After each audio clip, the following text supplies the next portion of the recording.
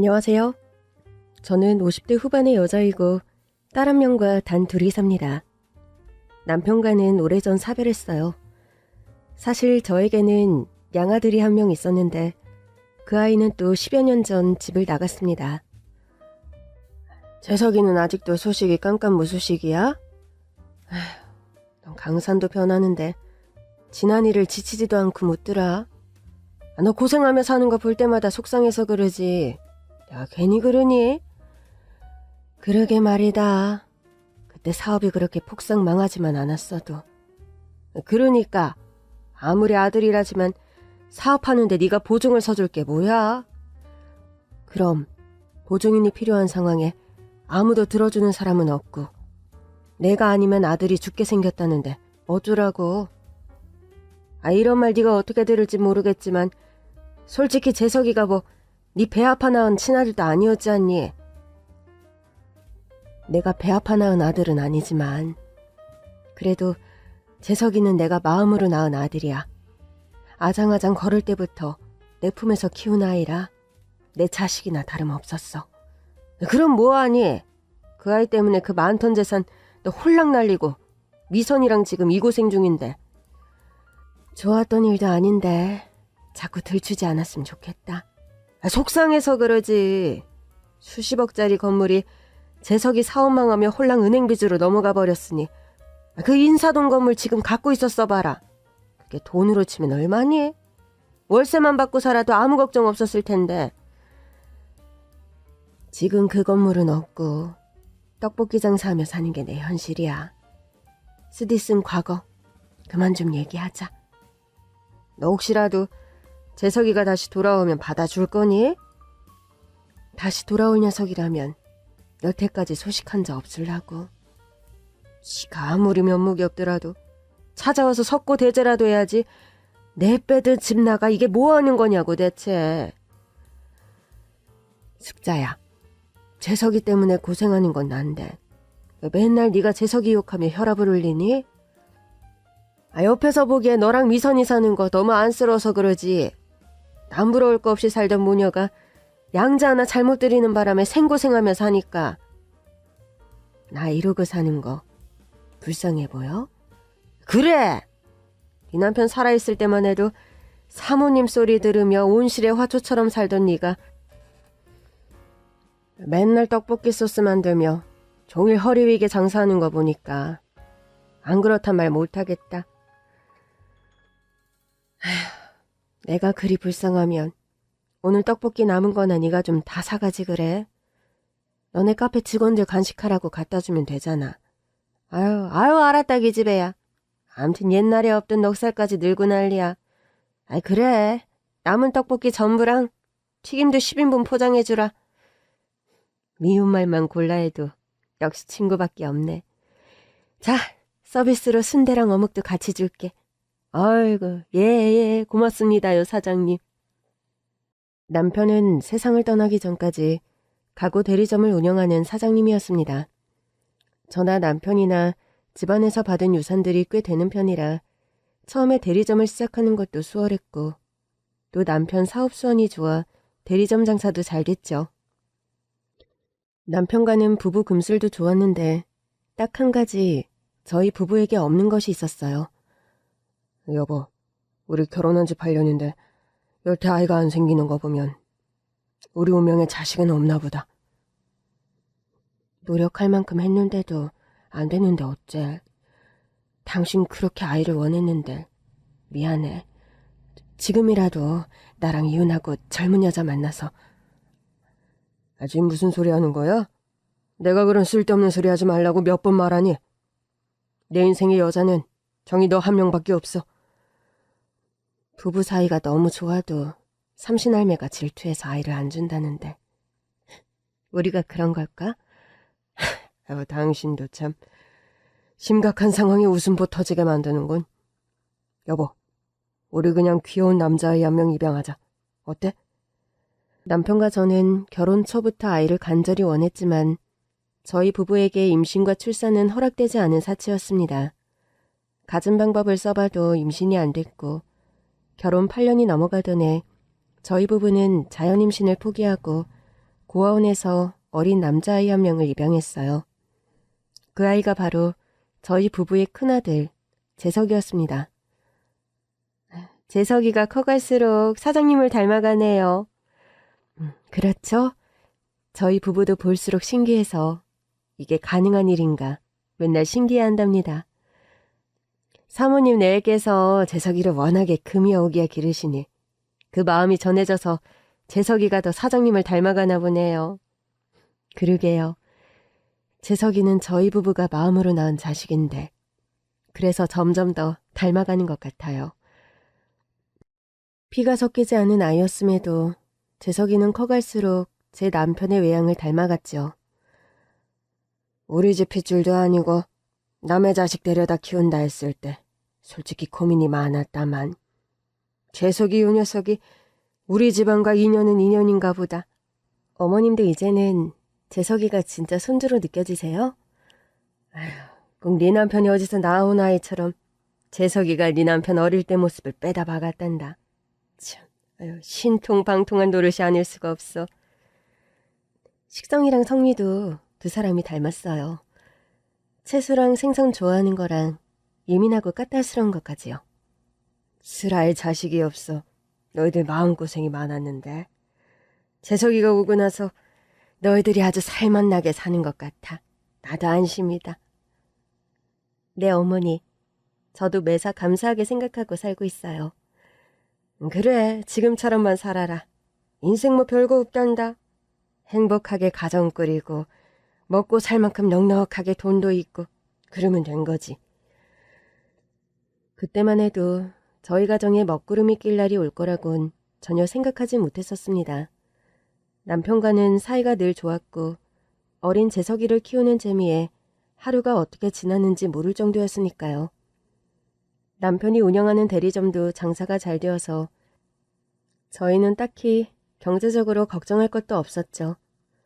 재석이가 우리 부부의 아들이 된 후로 10수년이 지나 재석이가 중학교 3학년쯤이 되었을 무렵 저에게는 또 하나의 기적 같은 소식이 찾아왔습니다.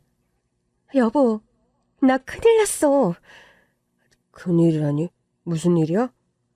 나 생리가 끊겨서 산부인과에 갔는데. 아니, 왜 울고 그래? 당신 설마 조기 폐경 같다고 걱정하더니 병원에서 그렇대? 아이, 폐경이 속상하긴 하지만 뭐 그렇게 울 건 좀 뭐야, 응? 여보, 나 폐경인 줄 알았는데 폐경이 아니라 임신이래. 뭐 임신? 정말이야? 임신 16주 차고 아기 잘 자라고 있대. 이대로 건강관리 잘하면 순산할 수 있을 거래. 그렇게 바라던 임신이었는데 평생 저에게는 찾아오지 않을 축복이라 여기던 일이었습니다.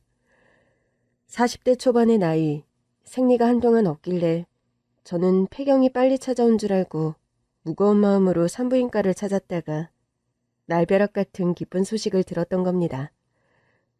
엄마, 진짜 저한테 동생이 생기는 거예요? 재석아, 너도 기쁘니? 그럼요, 엄마. 저도 집에서 혼자라 동생이 있었으면 항상 그런 생각이 있었거든요. 이왕 이렇게 된 게 귀여운 여동생이면 좋겠어요. 재석이 너도 그러니? 아빠도 아들은 네가 있으니까. 네 동생은 이왕이면 네 엄마 꼭 닮은 예쁜 딸이었으면 좋겠구나. 남편과 아들의 바람 때문이었을까요? 전 무탈하게 임신기간을 거치고 예쁘고 건강한 딸아이를 순산했습니다. 그 늦둥이 딸아이가 지금 미술을 전공하는 예고 입시생 미선이죠. 제 딸 미선이, 그러니까 그렇게 귀하게 얻은 늦둥이 딸아이가 돌잔치를 며칠 앞둔 어느 날이었습니다. 한참 어린 딸아이를 씻기고 우유를 먹이고 재우려는데 모르는 번호로 전화가 걸려왔어요. 여보세요? 누구시죠? 여기 대학병원 응급실인데요. 김영훈 씨 보호자 되시나요? 네, 제가 그 사람 와이프 되는 사람인데 무슨 일이시죠? 김영훈 씨가 교통사고를 당해 지금 위독한 상태입니다. 빨리 병원으로 좀 와주셔야겠어요. 전 너무 깜짝 놀라서 어린 딸아이를 들쳐업고 헐레벌떡 병원으로 갔습니다. 그러나 병원에 도착했을 때 저를 맞이한 건 남편의 차디찬 시신이었습니다.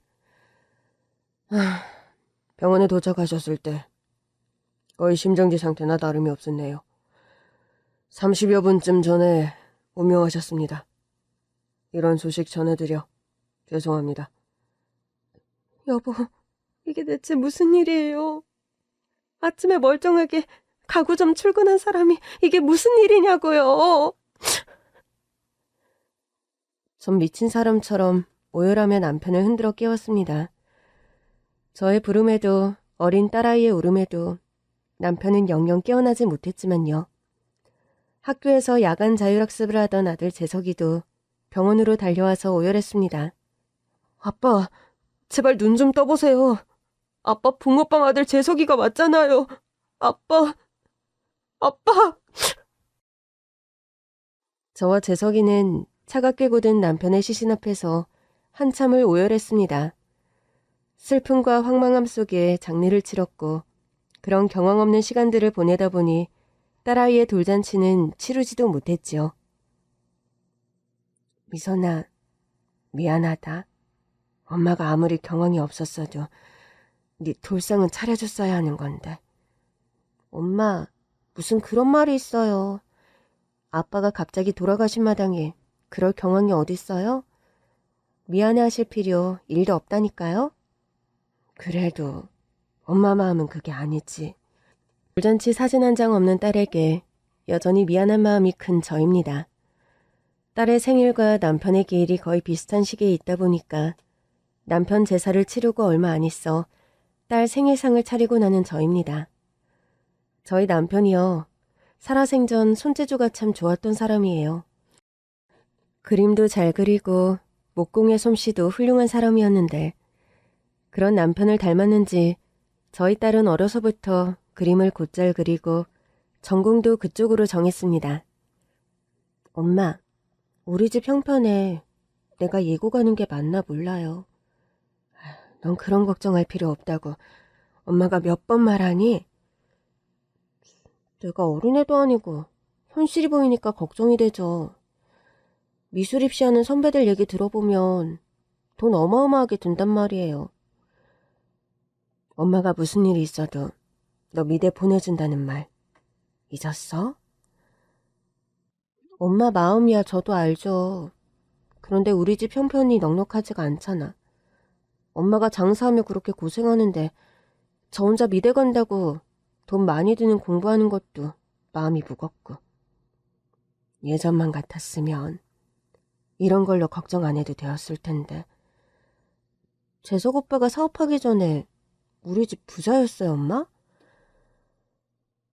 네가 어려서 기억 못하겠지만 아빠가 갑자기 돌아가시고 나서도 경제적으로 걱정은 없었단다. 네 아빠 사업하며 모아둔 돈도 있었고 엄마 아빠 소유의 인사동 건물이 있었으니. 그럼 그 건물이 재석 오빠 사업 망하며 빚으로 넘어갔던 거예요? 네 오빠 사업 보증을 엄마가 서주는 바람에. 보증은 부모 자식 간에도 서주는 게 아니란 말이. 한 사람이 잘못되었을 때 다른 사람이 지켜주기 위한 보루이기도 한데 엄마 세상 셈속을 너무 모르는 바람에 애먼 너를 지금 와서 이렇게 고생시키는구나. 미안하다 미선아. 그게 왜 엄마 잘못이에요. 굳이 잘못을 탓하자면 무리하게 사업 시작하고 또 그 위험부담 엄마한테 넘긴 재석 오빠 잘못이죠. 딸 역시 재석이 양아들에 대한 원망이 깊은 편이었습니다. 그럴 수밖에 없었죠. 한 달이 걸러 저희 집 사정을 조금이라도 아는 친척들은 저와 딸아이만 보면 아이고 세상에. 아니 머리 검은 짐승 거두지 말란 말이 괜히 나오는 게 아니야. 양아들 보증서 줬다가 애먼 친자식이 무슨 생고생이래? 어르신, 그런 말씀 좀 이제 그만하세요. 보는 내가 다 화병이 날 지경이니 그러지. 그 많던 재산 재석인지 뭐식인지 아는 녀석 때문에 다 날리고 모녀지간에 이게 뭔 고생이냔 말이여. 재석이도 망하려고 작정해서 그런 것도 아닌데 너무 뭐라고 하지 마세요. 보살 났구만 보살 났어. 아니 미선 엄마는 우라도 안 치밀어? 나 같으면 화병 나서 진즉에 자리 보전하고 들어누웠을 거요. 목구멍이 포도청이라 그러지도 못하네요 어르신. 그 빌어먹을 놈의 재석이 녀석만 아니었음 자네랑 미선이 인사동 건물 월세 따박따박 받아먹으며 편하게 건물주로 살았을 것을. 재석이 놈은 아직도 행방불명이요? 네, 뭐 소식 들려오는 게 없네요.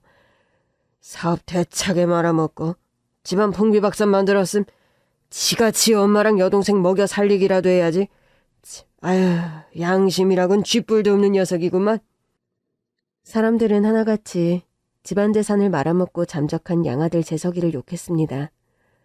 저 역시 아무리 마음으로 낳은 자식이라곤 하나 그렇게 사업이 망한 뒤 잠적해버린 재석이에게 야속한 마음이 드는 게 사실이었죠. 집에 경제적인 여유가 없어서 가장 답답한 점은 미술을 전공하는 딸아이에게 충분한 지원을 못해준다는 점이었죠. 예고 미술과를 거쳐 미대 입시를 준비하는 딸이었는데 제대로 입시를 준비하기 위해서는 미술학원에 다녀야 했는데 그 학원비가 만만치 않았던 겁니다. 딸은 처음에 2달 정도 학원을 다니다가 그만두어 버렸어요. 미선아, 잘 다니던 학원을 왜 그만두니? 엄마, 실은요. 제가 기대했던 것보다 학원이 별로예요. 그 학원이 입시미술에서 제일 유명한 학원이라면서. 그렇게 가고 싶어 할 땐 언제고? 소문이랑 실제는 다른 법이잖아요. 제가 생각했던 것보다 수준이 낮아서 굳이 비싼 돈 주면서 학원 다닐 필요 없는 것 같아서요. 입시미술은 또 따로 준비해야 하는 것들이 있다면서. 정말 학원 안 다녀도 괜찮겠어? 엄마, 전 그런 학원 안 다녀도 될 정도로 재능이 있잖아요. 그림대회 나가서 수상 실적도 많고 또 예고 입시 합격 후기나 방법 같은 것들 인터넷에서 찾아보면서 준비하면 충분할 것 같으니 걱정 마세요. 전 처음에 순진하게도 딸아이의 이런 말을 고지고대로 믿었답니다. 그런데 몸 컨디션이 너무 안 좋아 떡볶이집을 일찍 문 닫고 집으로 들어오던 날 저는 친구와 전화통화하면서 진짜 속마음을 털어놓는 딸아이의 말을 듣게 되었어요. 나 미술학원 간뒀어. 별로긴. 거기 소문대로 수업 퀄리티가 다르더라. 넌 꼭 다녀. 나? 너도 알다시피 우리 집 형편이 요즘 좀. 엄마한테 매달 학원비 얘기하는 거 너무 스트레스라 관뒀어. 입시야 뭐 나 하는 데까지 준비해보고 결과는 운명에 맡기기로 했어. 딸아이가 전화통화하는 걸 듣는 순간 철렁하더군요. 다음날 딸아이가 학교에 간 뒤 방 청소를 하다가 저는 미술학원의 진짜 학원비 금액을 보게 되었습니다. 딸은 제가 걱정할까 봐서 실제 학원비의 절반 정도만 저에게 타갔더군요. 나머지 금액은 어찌어찌 제가 모아놓은 비자금을 털어 학원비를 낸 딸이었습니다. 억장이 무너져서 방바닥에 철퍼덕 주저앉아 있는데 또 병원에서 전화가 왔어요. 은정이 환자분 되시죠? 비검사랑 초음파 결과가 나왔는데 결과가 좀 안 좋네요. 병원에 내원하셔서 꼭 상담 받으세요. 제가 사실 날 때부터 신장이 좀 안 좋습니다. 다낭성 신증이라고 신장에 물혹이 많이 있는 병인데 그것 때문에 젊어서부터 피로감도 잘 느끼고 체력이 많이 약한 편이에요. 부쩍 아침에 일어나면 몸이 많이 붓고 옆구리 통증이 심해서 병원을 찾았던 건데 의사로부터 때 아닌 청천벽력 같은 소식을 또 들어야 했습니다. 환자분께서 신장 기능이 몇 프로 남지 않았습니다. 이제 더 미루지 마시고 신장 이식 수술하셔야 할 때가 되었네요. 이식 수술이요? 네. 우선 가족 친지분들 대상으로 기증자 적합 검사 받으시고 미루지 말고 이식 수술 서두르셔야 할 겁니다. 당장 저에게 신장을 이식해줄 가족이 마땅하게 있는 것도 아니었어요. 직계 가족이라곤 딸아이 한 명인데 성인도 아니고 중학생 딸내미에게 신장 이식을 받느니 차라리 내가 앓고 말지, 그런 생각이 저절로 들더군요. 게다가 만만치 않은 이식수술 비용도 걱정이었습니다. 태산같이 무거운 마음과 발걸음으로 떡볶이 가게로 향했습니다. 내 정신이 아닌 것 같은 상태로 한참 오후 장사를 하고 있는데. 안녕하세요, 사장님. 그래. 떡볶이 사러 왔니? 아님, 먹고 갈 거야? 오늘은 떡볶이가 얼마나 남았어요? 지금 남은 건 한 10인분 정도인데. 왜 그러니? 저희 엄마가요. 이 집 떡볶이 남은 거 다 사오라고 해서요. 튀김이랑 어묵도요. 이렇게나 많이? 집에서 무슨 파티하니? 네. 이거 제가 말씀드리면 안 믿으실 수도 있다고 쪽지에 메모도 있어요. 초등학교 2학년쯤으로 보이는 남자아이가 떡볶이 남은 걸 다 포장해달라며 찾아왔더군요. 아이의 엄마라는 사람은 신뢰감을 주기 위해서 쪽지에 어른 글씨로 10인분 이상 최대한 많은 분량을 포장해달라고 적어놨더군요. 금액은 계좌이체를 시켜주겠다면서 아이의 휴대폰을 통해 음식값을 보내달라는 메모도 있었죠. 전 조금 의아한 마음으로 떡볶이며 튀김 등을 포장해 주었습니다. 감사합니다, 사장님. 또 올게요. 내가 고맙구나. 양이 많은데 너 혼자 다 들고 갈 수 있겠니? 저 태권도에서 힘 무지 세요, 사장님. 그래? 보니까 팔다리가 아주 튼튼해 보이는구나. 조심해서 잘 들고 가렴. 네, 안녕히 계세요. 묘하게 귀염성이 있고 호감이 가는 남자아이였습니다. 문득 양아들 재석이의 어린 시절이 떠올랐죠. 재석이도 태권도를 좋아해서 저맘때 도복을 입고 동네를 왔다 갔다 했던 기억이 떠오르더군요. 태권도 도복 차림으로 양손 가득 분식을 싸들고 쫄래쫄래 걸어가는 그 초등학생 남자아이의 뒷모습을 한참이나 혼자서 쫓았답니다. 엄마, 뭘 그렇게 멍하니 보세요? 아니야. 어떤 초등학생이 오늘 가게에 와서 남은 떡볶이를 다 사갔구나? 그래요? 집에서 뭐 생일 파티라도 하나 보죠. 그러게 말이다. 첫날은 그저 대수롭지 않게 여긴 꼬마 손님이었습니다. 그런데요, 그 꼬마 손님이 다음 날도 다다음 날도 계속해서 저희 떡볶이 가게를 거의 매일이다시피 방문하는 겁니다. 하교하고 태권도 도장을 들른 다음 바로 저희 가게로 오는 루트인지 거의 도복 차림으로 출근 도장 찍듯이 저희 가게에 떡볶이를 사러 왔죠.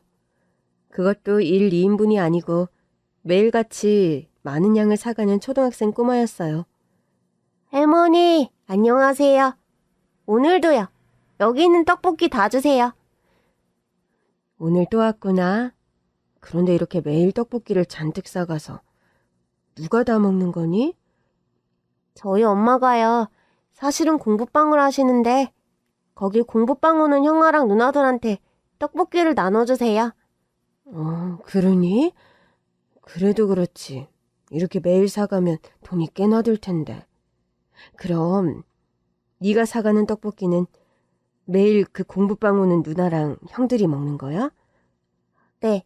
저도 먹고 또 가끔은 아빠, 아니, 엄마도 먹고요. 아빠? 아빠도 매일 떡볶이를 드신다고? 아니요, 그건 아니고요. 그럼 안녕히 계세요. 아빠 얘기가 나오자 초등학생 꼬마는 갑자기 좀 당황했다는 듯 말을 얼버무리며 돈을 던지듯 저에게 주고서 도망치듯 가버리는 겁니다. 얘 꼬마야, 튀김도 가지고 가야지. 할머니가 매일 이거 서비스로 주는 거잖아. 안 가져갈 거야, 꼬마야?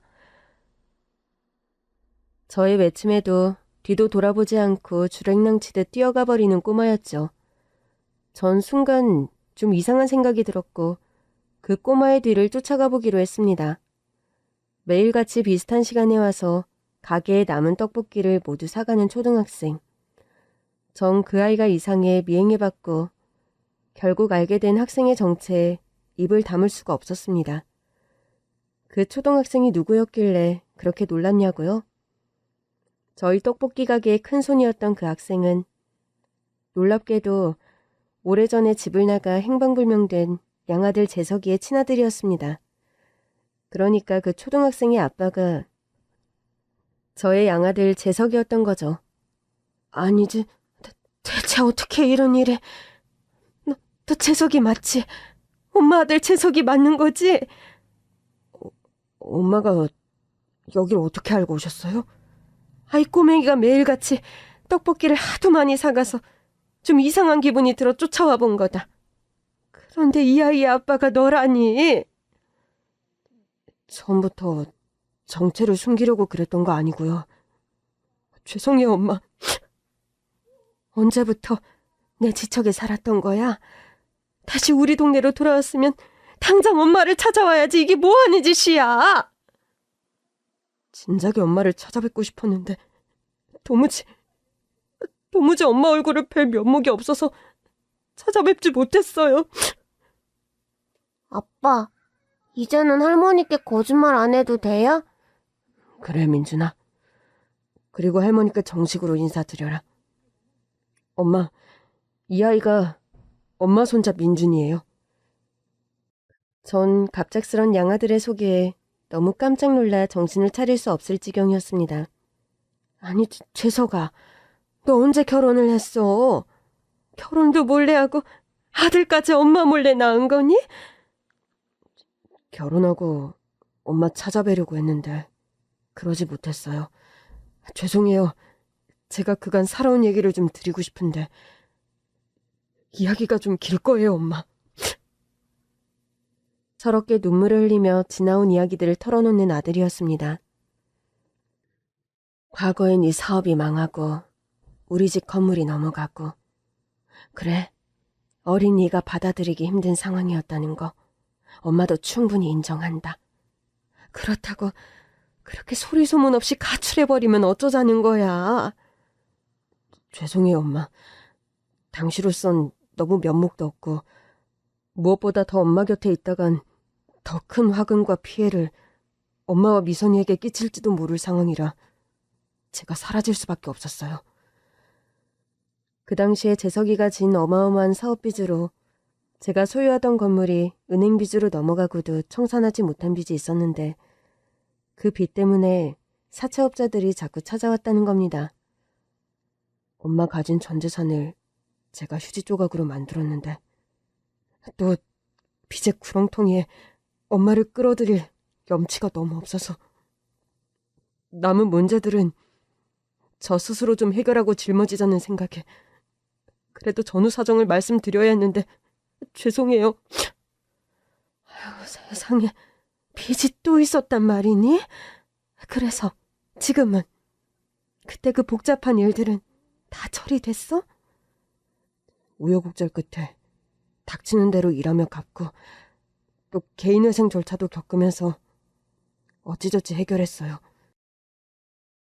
형편이 좀 풀리면 지금보다 조금만 더 나아지면 엄마랑 미선이 찾아가자 생각했던 게 이 시간이 흘러버렸네요. 너 결혼은 언제 했어? 아이까지 있는데 아내는 어디 있니? 개인회생 절차 밟고 윗바닥에서 아르바이트하며 힘들게 지내던 때 아이 엄마를 만났어요. 같은 식당에서 일하는 종업원이었는데 결혼을 약속하고 사귀던 와중에 이 아이 민준이가 생긴 거고요. 아이 엄마는 어디 있니? 민준이 말로는 엄마가 공부방 한다던데? 아이 엄마가 살아생전에 수학 공부방을 했었어요. 대학에서 수학과를 나온 여자라 민준이 낳고 수학 공부방을 했는데 3년 전에 뇌출혈로 쓰러져서 명을 달리하고 말았고요. 이 녀석아! 그런 우여곡절이 있었으면 당장 엄마를 찾아왔어야지. 세상에 어떡해? 아유, 불쌍한 내 아들. 재석이의 말을 듣다 보니 지나온 세월의 고통스러운 무게가 고스란히 느껴졌고 전 오열을 터뜨리고 말았습니다. 그렇게 애엄마가 명을 달리하고 전 민준이를 처갓댁 장모님께 한 몇 년 맡겼었어요. 그럼 그 장모님은 지금 어디 계시니? 장모님께서도 작년부터 건강이 안 좋아지셔서 제가 민준이를 데려다가 둘이 살고 있습니다. 재석아, 그런 상황인데도 왜 엄마를 안 찾아왔어? 혼자 감당하기 힘든 상황이면 당장 엄마한테 와야지, 이 미련한 녀석아. 너무 죄송하고 면목이 없어서요. 잘 되고 형편이 풀려 뭐라도 보답해드릴 수 있는 상황도 아니고 도저히 그럴 자신이 없었어요, 엄마. 재석아, 그런 말이 어딨니? 부모 자식 간에는 그런 말 하는 거 아니란다. 아유, 그 긴 시간 동안 그 무거운 짐들을 너 혼자 짊어지려니 얼마나 힘들었니? 엄마도 많이 보고 싶고 미선이도 많이 보고 싶어서 하루에도 몇 번이나 집으로 돌아가고 싶었는데 도저히 그럴 수가 없더라고요. 재석아, 이 미련한 녀석아. 그동안 저는 닥치는 대로 일하면서 사업 재기를 노렸는데 그마저도 동업하는 사람에게 사기를 당하는 바람에 물거품이 되어버려서 더 엄마를 찾아갈 면목이 없었어요. 그래서 지금은 뭐 해먹고 사니? 너 혼자 몸도 아니고 어린 아들까지 있는데 돈벌이를 해야 먹고 살 거 아니야. 사업이란 것에 신물이 나버려서 이젠 그냥 모든 욕심 내려놓고 낮에는 일용직 공사판, 밤에는 민준이 재워놓고 야간 대리운전 뛰고 있어요. 그렇게 번 돈으로 거의 매일이다시피 엄마 가게에 떡볶이를 사오라고 한 거야? 큰 돈은 아니지만 그거라도 엄마에게 해드리고 싶어서요. 저 때문에 쫄딱 망해 힘들게 사시는 거 아는데 큰돈 보태드릴 형편은 죽어도 안 되지만 그래도 뭐라도 엄마께 보태드리고 싶은 마음이에요. 다 먹지도 못할 떡볶이를 맨날 사갔단 말이냐. 아유, 이 답답한 녀석아. 그래도 저랑 민준이도 부지런히 먹고 남은 건 동네 경로당에 가져다 드렸으니 걱정 마세요, 엄마. 재석아, 엄마가 지금 그런 걱정한다고 한 소리가 아니잖아. 아유, 불쌍한 내 아들. 아유, 착한 내 아들. 지난 세월의 서러움과 고통을 모두 풀어놓으려는 듯 아들은 제 품에서 한참을 펑펑 울었습니다. 저도 하염없이 서러운 눈물이 계속 흘러서 다 큰 장성한 아들의 등을 쓸어주며 모자간에 한참을 그렇게 오열했습니다. 엄마, 보고 싶었어요. 죄송해요. 왜 이제야 엄마 앞에 나타났어, 이 미련한 녀석아. 아빠, 할머니, 이제 좀 그만 우세요. 떡볶이가 잔뜩 있는데 다 불어서 못 먹겠어요. 손자 녀석의 말에 저와 아들은 문득 울음을 멈췄습니다. 재석아, 엄마가 파는 떡볶이 맛이 어떠니? 옛날 엄마 손맛이 그대로 들어있어서 저는 너무 맛있었어요. 장사는 그럭저럭 되는데 집세가 비싸서 별로 남는 게 없단다. 엄마, 그런데 아까부터 느낀 건데 안색이 왜 이렇게 안 좋으세요? 요새 좀 피곤해서 그렇다. 신경 쓸 거 없어. 재석이는 저를 만난 후 저희 집에 함께 와서 동생 미선이도 오랜만에 상봉했습니다. 딸아이 역시 오랜만에 만난 제 오빠와 또 존재도 몰랐던 조카까지 보고 깜짝 놀라긴 마찬가지였죠. 오빠, 그 긴 세월 어떻게 전화 한 통 없을 수가 있어? 미안하다, 미선아. 오빠가 좀 살만해지면 찾아오려고 하다 보니까 이렇게 되어버렸네. 살만할 때만 보는 게 무슨 가족이야. 못 살 때든 살만할 때든 얼굴 보고 같이 밥 먹고 사는 게 가족이지. 그래, 네 말이 맞다. 오빠가 아직 부족하지만 앞으로 너와 엄마에게 정말 잘할게. 그렇게 아들과 상봉한 지 며칠이 지난 어느 날이었습니다. 갑자기 떡볶이 가게로 아들이 찾아왔어요. 벌써 퇴근했니? 가게엔 웬일이야? 엄마, 저 오늘 병원에서 기증자 적합검사 받고 오는 길이에요. 그게 무슨 말이야? 저한테 속일 생각하지 마세요. 미선이한테 다 들어서 알았고 엄마 신장 기증 받으셔야 하잖아요. 미선이가 그걸 다 알고 있었단 말이니? 엄마 병원 다니시는 기록지들 엄마 가방에서 미선이가 다 봤대요. 엄마 속일 걸 속이셔야지. 대체 어쩌시려고 그런 건강 상태로 지금 떡볶이를 팔고 계신 거냐고요. 아니지, 아픈 건 둘째치고 하루 벌어 하루 먹고 사는 마당에 장사를 접고 있을 수는 없는 노릇이잖니. 엄마, 제가 호강은 아직 못 시켜드려도 미선이랑 엄마 삼시세끼 밥은 먹여드릴 테니까요. 제발 건강 회복할 때까지만이라도 좀 쉬세요. 그리고 당장 내일 입원부터 하시고요. 재서가, 신장 기증이라는 게 보통 일이 아니다. 엄마가 된 입장에서 자식 몸에 칼 대는 것도 하고 싶은 일 아니고. 엄마, 아빠도 먼저 돌아가셔서 안 계신 마당에 엄마마저 잘못되시면 저랑 미선이 완전 고아되는 거예요. 아들이랑 딸내미 고아 만들고 싶으신 거 아니죠? 재서가. 제가 혹여라도 공여자로 부적합하다는 결과가 나올까봐 노심초사했는데 다행히 오케이래요. 엄마, 이거 하늘이 주신 기회예요. 엄마 건강 더 나빠지기 전에 빨리 이식수술 받으세요. 제발요. 아들의 의지는 완강했고 저는 결국 양아들 재석이의 신장을 이식받게 되었습니다. 수술이 끝나고 어려운 고비가 몇 번 찾아왔었지만 다행히 저는 건강을 회복했습니다. 재석이도 수술 후 무탈하게 회복이 되어서 너무 다행이었죠. 오빠, 내가 해야 할 일 오빠가 대신해줘서 너무 고맙고 면목이 없네. 미선아, 그게 무슨 말이니? 넌 아직 미성년자고. 어린 여자애가 무슨 신장이식 수술을 해.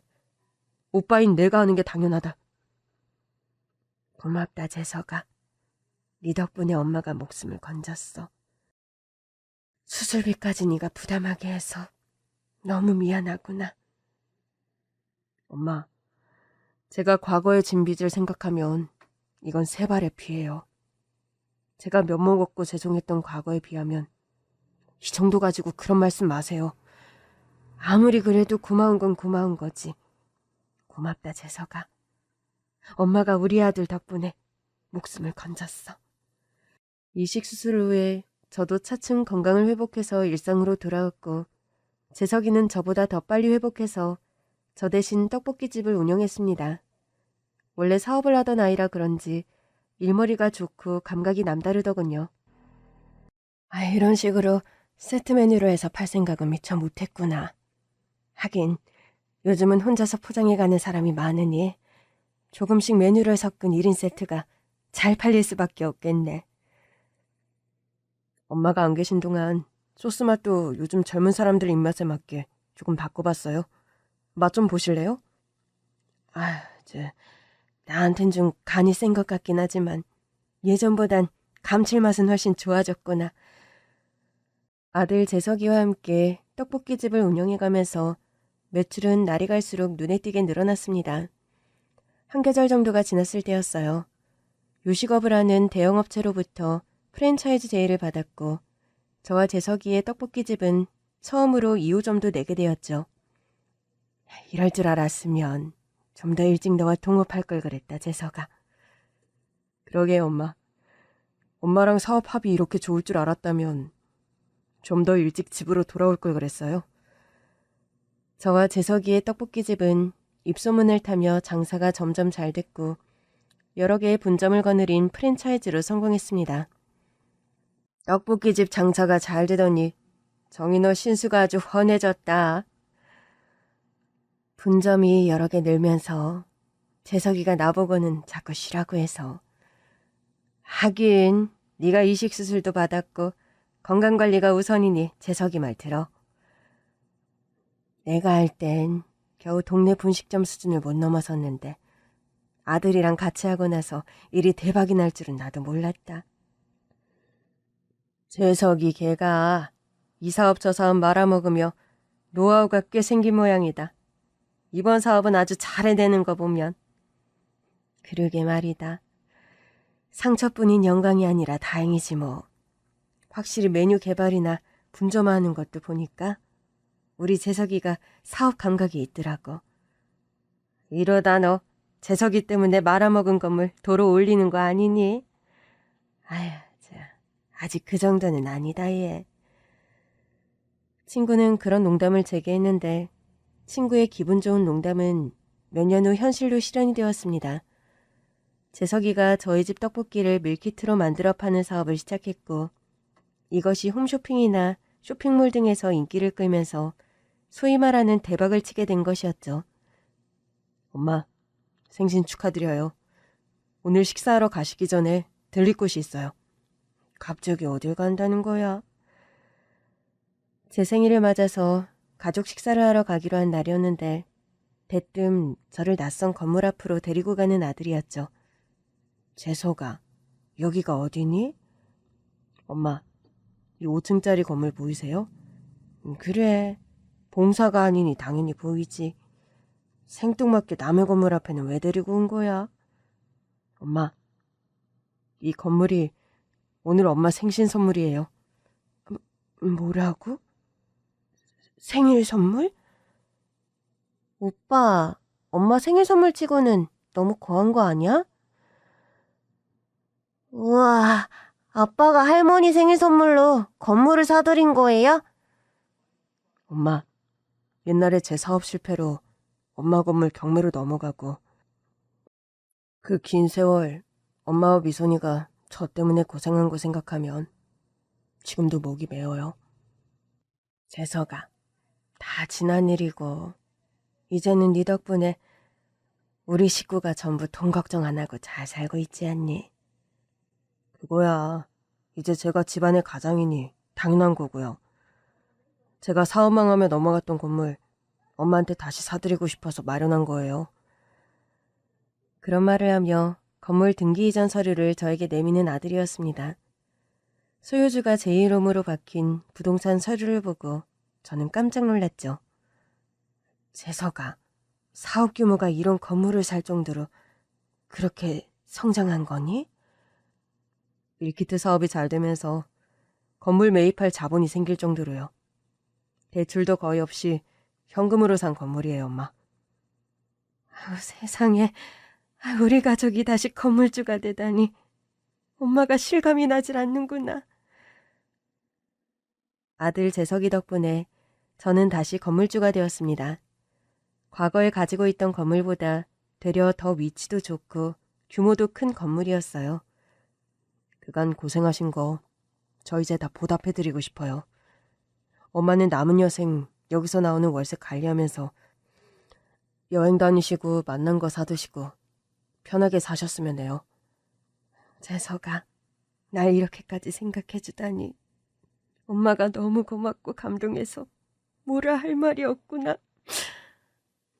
그리고 미선아, 너 프랑스 미술학교 유학 떠나고 싶다고 했지? 그런 말이야 했지. 그런데 유학 가려면 돈이 만만치 않게 들어, 오빠. 유학 비용 전액 오빠가 지원해 줄 테니까 미술학교 입학 전형 알아보고 준비해라, 미선아. 대박! 나 정말 그럼 프랑스 미술 유학 떠날 수 있는 거야? 너 오빠 때문에 집에 돈이 없어서 미대 입시 준비 제대로 못했었잖아. 미술과 대신 산디과 가서 지금 네가 적성에 잘 안 맞아 한다는 거 오빠가 다 알아. 오빠 고마워.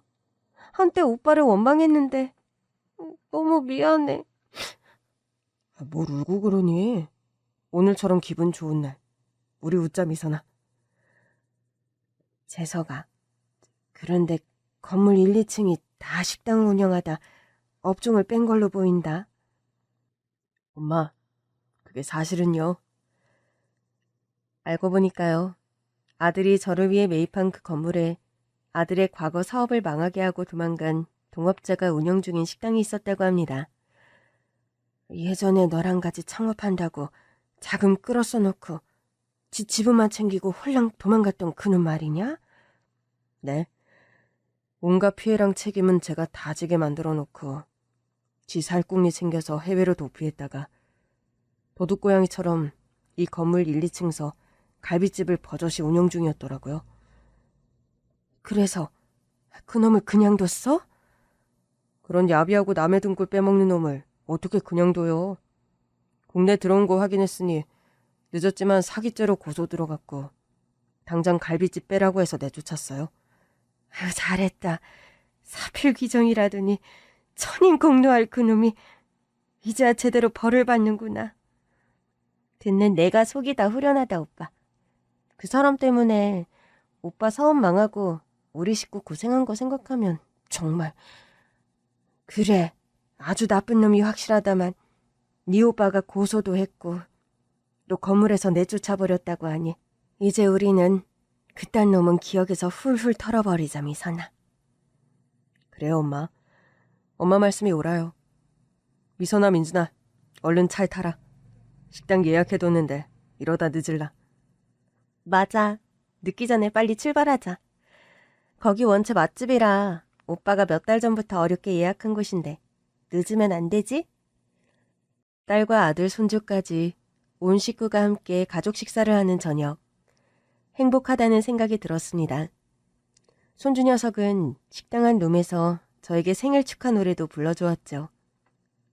할머니, 생신 축하드립니다. 이건 제가 준비한 선물이에요. 민준이 네가 무슨 돈이 있어서 할미 선물까지 샀니? 풀어보세요. 선물이 뭔가? 손주가 준비한 선물은 돋보기였습니다. 안 그래도 제가 요즘 노안으로 가까운 곳의 글씨를 잘 읽지 못했는데 저에게 너무나 안성맞춤의 선물이었죠. 아휴, 우리 민준이가 아빠를 닮아 센스가 아주 짱이다. 고맙다, 민준아. 할머니가 선물이 너무 마음에 든다. 아빠 선물보다 더요? 뭐라고? 엄마, 우리 민준이가 전곡을 찌르네. 민준아, 너무 페트폭력을 하면 할머니가 말씀을 못 하시잖니. 저도 농담한 거예요, 할머니. 능청스럽게 말하며 개구지게 웃는 손주였습니다. 덕분에 온 식구가 또 웃음 폭탄이 터지고 말았죠. 대학에서 산업 디자인을 전공하던 딸아이는 아들 재석이의 지원으로 꿈에 그리던 프랑스 유학을 떠날 수 있게 되었습니다. 반년 정도 입학 시험을 준비했는데 운 좋게 그 미술학교에 합격하게 된 딸아이였죠. 미선아, 미술학교 입학 축하한다. 모쪼록 가서 열심히 공부하고 돌아오렴. 오빠, 고마워. 내 생에 프랑스 유학 같은 건 없을 줄 알았는데 오빠 덕분에 꿈을 이루네? 원래대로라면 네가 더 일찍 네 꿈을 펼쳤어야 했는데 오빠 때문에 늦어져서 미안하지 뭐. 가서 후회 없이 열심히 그림 그리다 돌아와. 알았어. 엄마랑 오빠 실망 안 시키게 나 정말 열심히 할 거야. 아들의 든든한 지원을 받고 유학을 떠난 딸아이는 그곳에서도 우수한 성적으로 미술학교를 졸업했습니다. 졸업하며 그 해에 프랑스 현지에서 전시회를 열었고 유럽에서 좋은 평판을 얻으며 떠오르는 신인 작가로 이름을 떨치기 시작한 딸아이지요. 재석아, 미선이가 다음 달 열리는 유럽 전시회에 너랑 나 민준이를 초대했구나. 정말이요? 아무리 바빠도 열일 제쳐두고라도 날아가야죠. 안 그래요, 엄마? 장시간 비행 부담되지만 지금 그게 대수겠니? 미선이가 유럽에서 전시회를 연다는데 모든 게 다 꿈만 같구나, 재석아. 엄마, 우리 가족이 이렇게 다 같이 행복할 수 있어서 너무 다행이에요. 우리 민준이 잘 돌봐주셔서 정말 감사드리고요. 할미가 손주 돌보는 게 그런 감사 인사 받을 일은 아니다. 그래도 감사해요. 외할머니도 엄마도 없는 우리 민준이 엄마 역할, 할머니 역할 그거 둘 다 엄마가 다 해주시잖아요.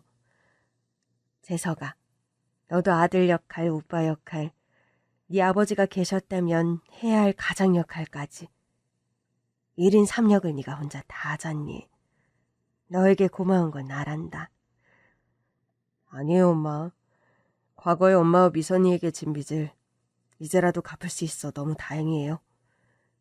가족끼리 우리 이제 그런 얘기 그만하기로 하자, 재석아. 네, 엄마. 앞으로는 좋은 얘기, 행복한 얘기만 할게요. 아들과 손주의 손을 양쪽에서 나란히 잡고 인천공항으로 떠나는 날. 어떤 여행길에 오를 때보다도 마음이 설렜습니다. 엄마, 이런 날 아빠가 계셨더라면 얼마나 좋아하셨을까요? 그러게 말이다. 미선이가 제 아빠를 닮아 손재주가 어려서부터 좋더니 결국 화가가 될 줄이야.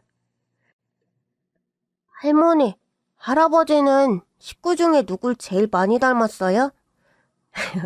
민준이가 할아버지가 궁금하구나? 할아버지는 네 아빠를 가장 많이 닮으셨단다. 유럽 갔다 집에 돌아오면 우리 민준이에게 할아버지 사진부터 보여줘야겠네. 제가 아빠 얼굴을 많이 닮았으니까 그럼 저도 할아버지를 많이 닮았겠네요? 그러네. 우리 민준이가 아주 똑똑하구나. 어린 손주는 아직 제 아빠가 저의 생물학적인 친아들이 아니란 사실은 모릅니다. 중학교에 갈 때쯤 말해주기로 재석이와 합의를 본 상태이죠. 그런 사실을 손주가 안다고 해도 뭐 달라질 건 없을 거예요. 재석이나 민준이나 제가 마음으로 낳은 아들, 손자라는 데는 아무런 변함이 없으니까요. 제 마음이 이러하니 진심은 어느 때고 가 닿을 거라고 생각합니다. 그러니 사사로운 것은 너무 걱정하지 않으려고 합니다. 긴 얘기는 여기서 이만 마칠까 해요. 여러분은 내일에도 행운과 건강이 가득하시길 기원합니다. 감사합니다.